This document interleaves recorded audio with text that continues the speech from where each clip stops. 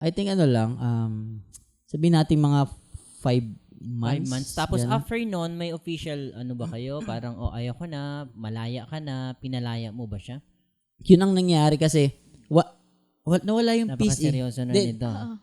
Alam mong hindi alam mong hindi kalooban ni Lord kapag walang peace.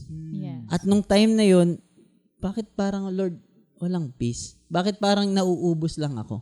Hindi rin kasi nagtutugma yung ugali namin.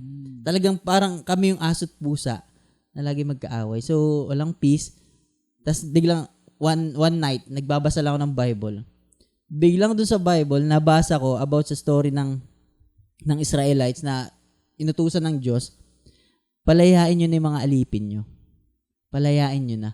Habang binabasa ko yun, ang pumasok sa isip ko siya na nangungusap si Lord, palayain mo na. Kasi hindi pa niya kalooban at hindi pa oras nyo.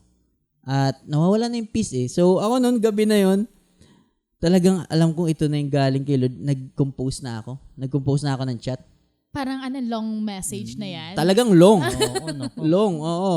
So, after nun, sinend ko, then nag-start na, yun na, nasaktan, nagkasakitan, sabi siya, ang sakit nito dyan, ganyan-ganyan. Tapos, kinabukahan. Ang weird naman, kasi kinamagahan,